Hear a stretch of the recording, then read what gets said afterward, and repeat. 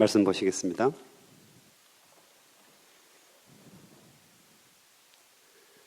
출애굽 1세대하고 출애굽 2세대는 많은 차이를 보이죠.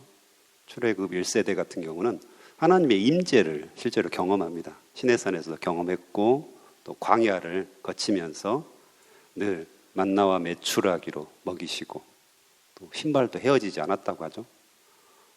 또 늘 구름 기둥과 불 기둥으로 인도하시는 하나님의 손길을 늘 보고 경험하고 듣고 오감으로 만족을 했습니다. 실제로 계속 동행하시는 하나님을 바라봤던 거죠.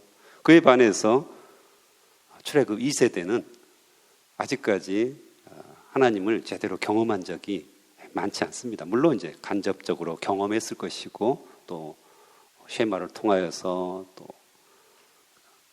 부모님들의 경험을 통해서 계속해서 들었겠지만 그래도 이렇다 할 하나님의 임재를 확실하게 경험한 것은 아닙니다. 그래서 오늘날 M4 세대가 될 수도 있고요, MZ 세대가 될 수도 있겠죠. 하나님을 경험하지 못하였고 또 앞날이 보이지 않는, 더구나 가나안 땅은 이들을 웰컴, 늘 반겨주고 어서 오십시오, 우리 땅을 정복해 주십시오, 이런 땅이 아니잖아요. 강한 성들이 있었고 보면 거대한 2m, 3m 이런 장대한 사람들이 지키고 있는 그런 사람들이 칼자루 휘두르면 어떻게 되겠습니까? 네. 얼마나 무서웠겠어요. 그런 사람들을 보는 것만으로도 오금이 저리는 이런 상황입니다. 그래서 늘 포기하고 싶었고 들어가고 싶지 않는 그런 사람들이었거든요. 이런 사람들 앞에 이런 아모리 족속, 또 바산 왕 옥, 이런 거대한 나라들이 있는 거죠. 그것을 우리가 상기할 필요가 있습니다. 그래서 오늘 보면 1번에 보면 1절에 보면 바산으로 올라가매 바산한 옥이 대적했다고 합니다. 그 성을 보니까 5절에 보면 높은 성벽으로 둘려 있고 문과 빗장이 있어 견고하다고 했고요. 또 나중에 11절에도 보면 그의 침상을 보니까 철 침상인데 폭이 2m, 길이가 4m였다고 합니다. 이 말은 이제 거대한 거인이었다는 것을 의미합니다. 그래서 엄청나게 견고하고 사람들은 거인이었다는 것입니다. 그들이 이스라엘 백성들을 막아서는 겁니다. 지금 못 들어온다는 거죠. 들어오면 죽이겠다는 거죠. 우리와 싸워서 이겨보라는 거죠.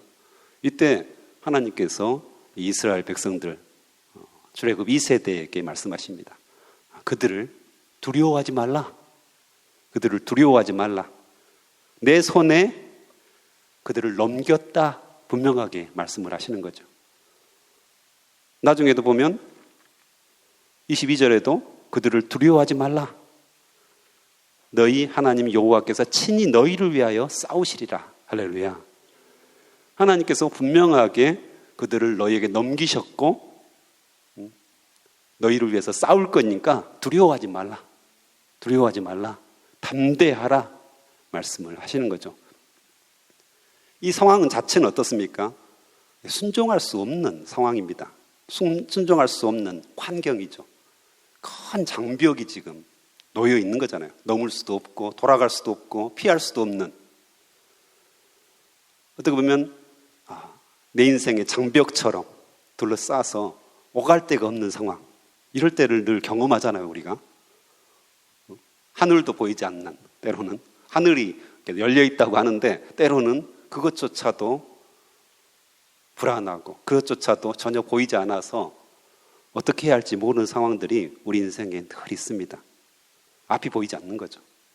어떤 해결책도 보이지 않는, 지금 그런 상황입니다. 출애굽 2세대가 사반대가 막혀있는, 그래서 포기하고 싶고 이런 상황인데 그것들을 하나님께서 뭐라고 말씀하시죠? 믿음으로 순종하라는 것입니다.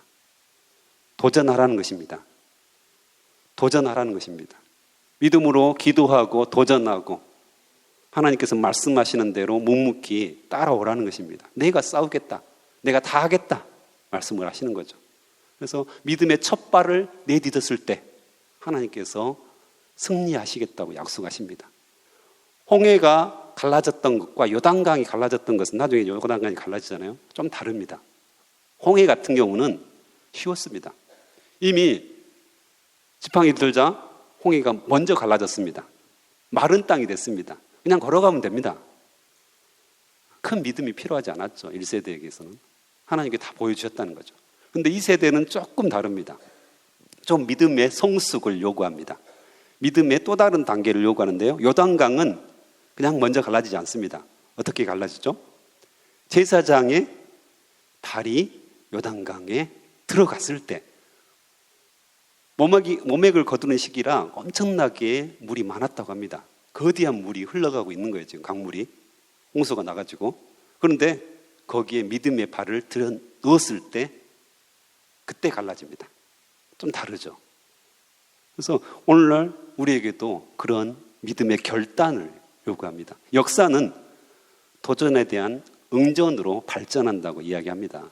우리 인생도 역시 마찬가지죠. 거대한 장벽 가운데 있을 때 우리가 믿음으로 순종하고 하나님 앞에 기도로 도전하는 겁니다.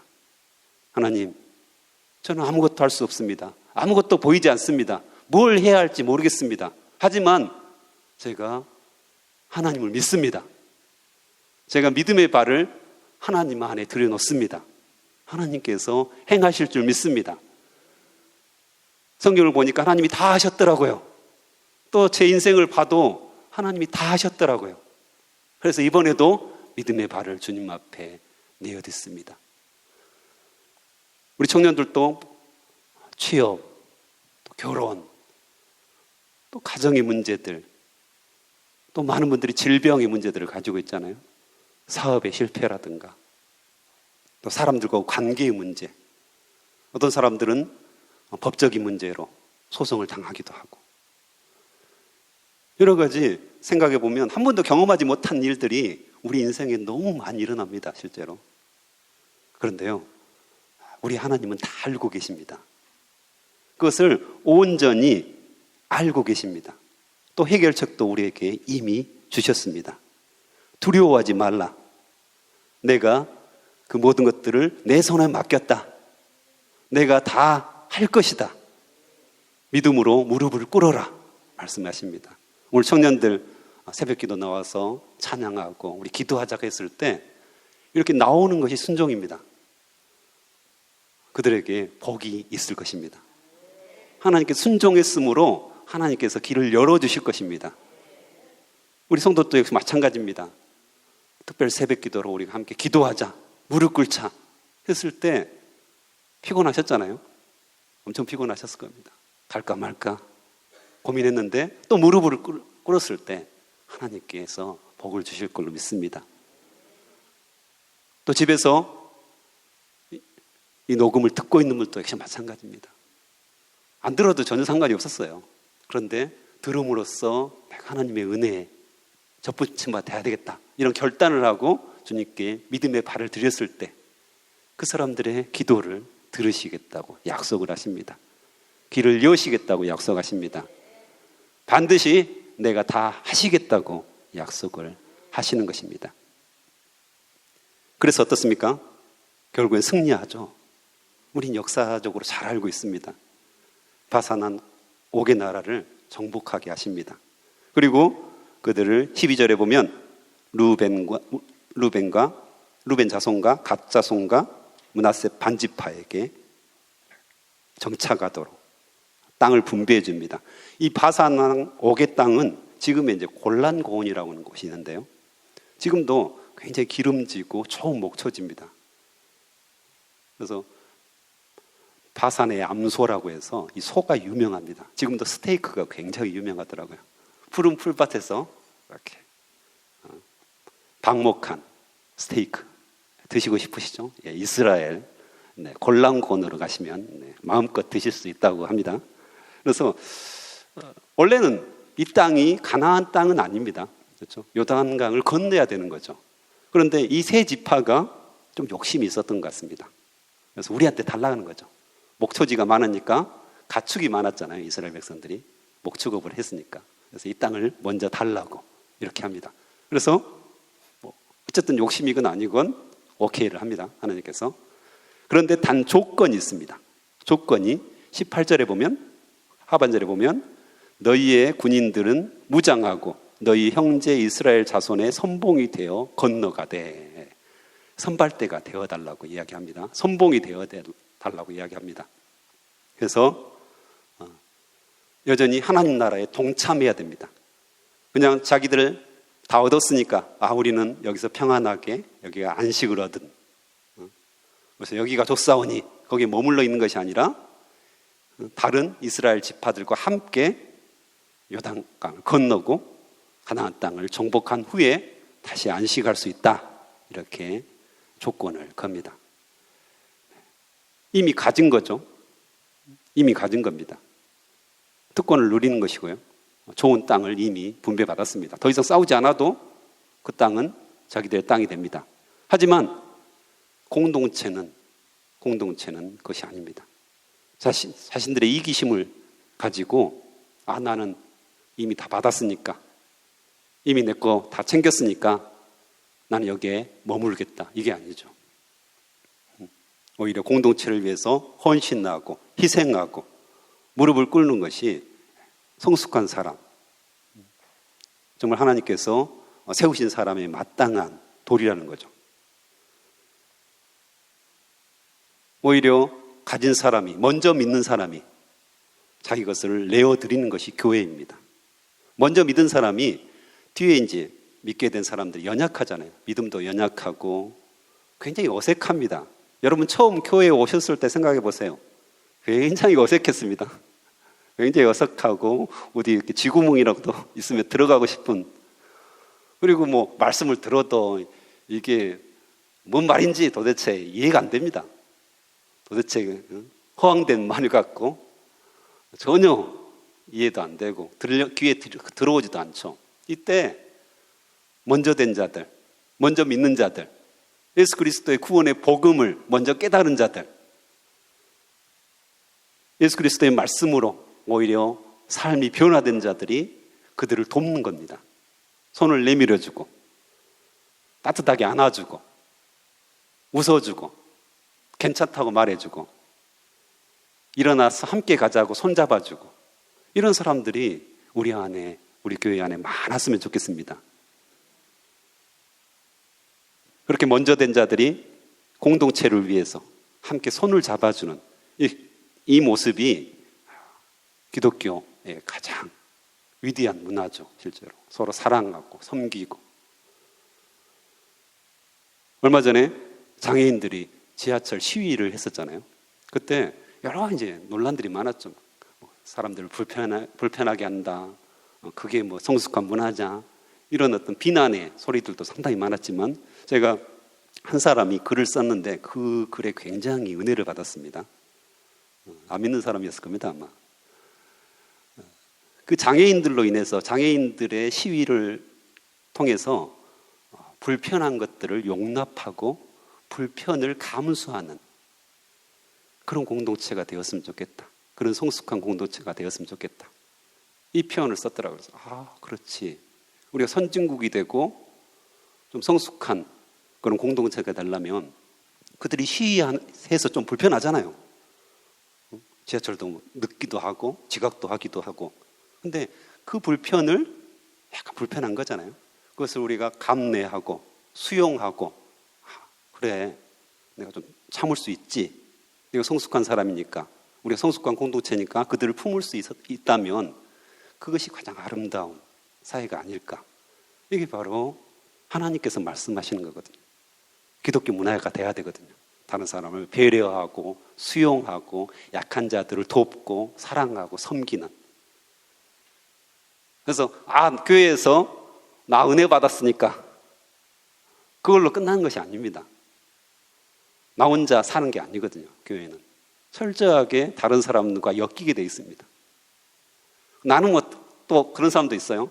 또 나는 별로 사람들과 관계 이런 걸 좋아하지 않아. 그냥 나만 혼자 가서 기도하고 열심히 은혜 받고 성령 충만하고 말씀 듣고,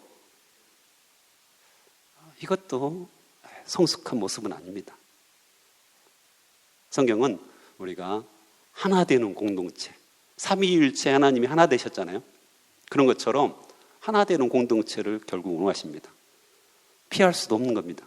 그래서 우리가 적극적으로 기도하고, 만약에 우리가 그렇지 않다면 적극적으로 기도하면서 주님, 우리가 하나 되게 해주십시오. 공동체, 아름다운 하나님의 공동체, 사랑의 공동체, 섬김의 공동체를 만들게 해주십시오. 또 약한 자들을 늘 돌볼 줄 아는 우리 강상교회가 되게 해주시옵소서. 이 기도들이 우리 안에 나왔으면 좋겠습니다.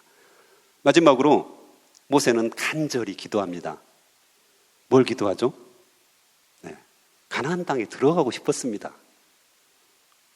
120년을 살면서 그토록 원했던 가나안 땅 아닙니까? 하나님께 늘 듣고 그걸 위해서 늘 고생했잖아요. 얼마나 험난한 세월을 삽니까? 태어나서부터 버려질 뻔하잖아요. 그 엄청난 세월을 살면서 그토록 원했던 가나안 땅 들어가고 싶었어요. 그래서 간절히 기도하죠. 마지막으로 기도를 합니다. 근데 하나님의 대답이 뭐죠? 그만해도 족하니 26절에 보면 이 일로 다시 내게 말하지 말라. 너무 서운하다. 그렇죠? 서운했을 겁니다. 근데 모세가 진짜 다시 언급하지 않아요. 그리고 모세가 한 일이 뭡니까? 여호수아를 세웁니다. 그동안 계속해서 리더 훈련을 받았던 여호수아를 세우고 자신은 물러갑니다. 실제로 가나안 땅을 들어가지 않아요. 물론 이제 여러 가지 이유들은 있었는데 그건 나중에 한번 보시고요, 여러분들이.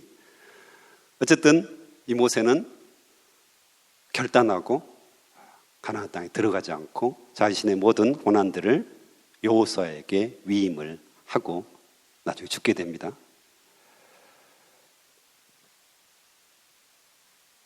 모세가 고집할 수도 있었죠. 나 아니면 안 돼. 나 아니면 안 돼. 내가 40년 동안 이들을 광야에서 인도한, 하나님으로부터 권능을 받아서 내가 이들을 인도한 사람이야. 내가 리더야. 내가 다 해야 될 것 같아. 이런 마음을 가졌다면 여호수아와 같은 위대한 리더가 세워지지 않았겠죠. 그래서 우리의 신앙을 계승하는 거 참 중요한 것 같아요. 제자반도 역시 마찬가지입니다. 우리가 제자반들을 잘 해왔잖아요. 그런데 어찌 보면 지금 제자반 리더들은 1세대에 해당됩니다. 이 1세대가 2세대에게 신앙을 잘 계승하는 것, 리더십을 잘 계승하는 것은 너무 중요합니다. 물론 제자반을 잘 리더하는 것도 굉장히 중요한데요. 제자반에서 부리더를 세우고 4세대 리더, 다음 세대 리더를 세워서 제자반 리더로 세우는 거, 키우는 거, 이거 참 중요합니다. 엄청나게 중요한 일입니다. 실제로 늘 기도하셔야 됩니다. 우리 제자반에서 새로운 리더가 나오게 해주십시오. 또 다른 리더가 세워져서 하나님의 일을 담당하게 해주십시오. 제자반을 하는 것이 하나님의 뜻이죠. 맞습니까? 하나님의 뜻입니까? 네. 그렇다면 제자반 다음 세대를 세우는 것도 하나님의 뜻입니다. 하나님께서 가장 주목해 보시는 일이죠, 그게. 근데 우리 제자반 리더들이 잘못 착각하시면 그냥 이 정도로 여기가 좋사오니, 아니면 내가 다 할 거야, 나 아니면 안 돼, 이런 교만한 마음들을 때로는 가질 수가 있거든요. 그리고 아무 생각이 없을 수도 있습니다. 하지만 하나님께서 지금 관심을 갖고 지켜보시는 것은 이 제자반에 누가 다음 리더가 될 것인가. 제자반 부리더가 한 명이 되어야 될 필요는 절대 아닙니다. 절대 그럴 필요가 없습니다. 2명, 3명 나와도 좋습니다. 하나님께서 평가하신다고 하는데, 제자반 리더를 평가하시는 방법이 딱 한 가지가 있습니다. 뭘 평가하실까요? 사람이 많아서요? 아닙니다. 그 안에 다음 리더들이 얼마나 잘 자라고 있는가, 얼마나 잘 세워지고 있는가를 보신다는 것입니다. 가정도 역시 마찬가지죠. 가정도 그런 의미가 있습니다. 우리가 믿음의 가문을 만들어가는 거 참 중요하잖아요. 전수하는 겁니다. 신앙을 전수하는 거죠.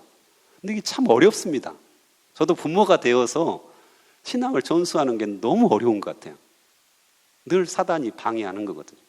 그런데 그것을 뛰어넘어서 우리가 가정의 신앙들을 계속해서 전수하고 믿음의 가문을 만들어가는 거 너무 중요하다는 거죠. 그래서 나로 끝날 거 아니지 않습니까?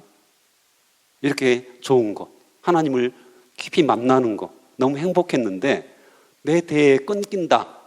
너무 안타까운 거잖아요. 하나님께서 기뻐하시는 일이 뭐겠습니까? 우리 자녀들이, 우리 다음 세대가 믿음을 계승하는 겁니다. 한국교회도 그렇고 우리 광산교회도 그렇고 이건 너무 중요한 지금 시점에 와 있는 거죠. 코로나로 인해서 다음 세대들이 거의 사라졌습니다. 반토막 난 거죠 지금. 하나님께서 위기에 경고등을 우리에게 보여주시는 겁니다 실제로. 그래서 우리가 무릎으로 기도하고 하나님께 순종하고 주님 어떻게 합니까? 우리 자녀들, 우리 다음 세대들 말이 통하지 않습니다. 어떻게 말해도 먹히질 않습니다. 그러잖아요 실제로. 자녀들 교회에 데리고 나오려고 얼마나 애를 쓰십니까? 말이 통합니까? 안 되죠. 그때 우리에게는 무기가 있지 않습니까? 기도라는 무기를 가지고 있죠. 주님, 마음을 움직여 주시옵소서. 이 굳은 마음을 부드럽게 해 주십시오. 하나님께서는 굳은 마음을 부드럽게 하실 수 있는 분입니다. 그렇게 반대했던, 그렇게 교회 가기 싫어했던, 그렇게 예수님께 적대감을 가졌던 우리의 자녀들이 부드러운 마음을 주시면 그건 제가 할 수 있는 영역이 아니더라고요. 우리가 할 수 있는, 부모가 할 수 있는 영역이 아니라 하나님께서 역사하시면 부드러운 마음을 주신다는 겁니다. 그러면 비로소 우리의 신앙을 계승할 수 있고 그들에게 온전하게 예수 그리스도의 사랑이 들어갈 수 있는 겁니다. 그래서 우리에게 분명한 기도 제목을 주시는 거죠. 그래서 이 시간 또 함께 우리가 기도하는 시간들 가졌으면 좋겠습니다. 두려워하지 말라고 하십니다. 우리 앞에 있는 장벽들, 에워싸고 있는 수많은 문제들 두려워하지 말라. 내가 다 너희를 위해서 싸우겠다. 내 손에 다 맡겼다. 걱정하지 말아라 말씀하십니다.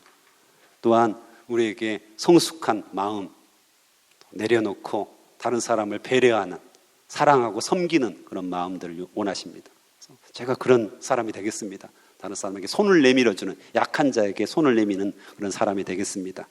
또한 제가 믿음을 계승하고 싶은데 제 힘으로는 되지 않습니다. 주님께서 긍휼히 여겨주시옵소서. 불쌍히 여겨주시옵소서. 그들의 마음을 움직여 주시옵소서. 다음 세대, 다음 우리 제자반 부리더들의 마음들을 주님께서 움직여 주시고 부드럽게 해주십시오. 이렇게 함께 기도하는 그런 시간들이 되었으면 좋겠습니다. 함께 기도하겠습니다. 하늘에 계신 우리 아버지여, 이름이 거룩히 여김을 받으시오며 나라의 마옵시며 뜻이 하늘에서 이루어진 것 같이 땅에서도 이루어지리라.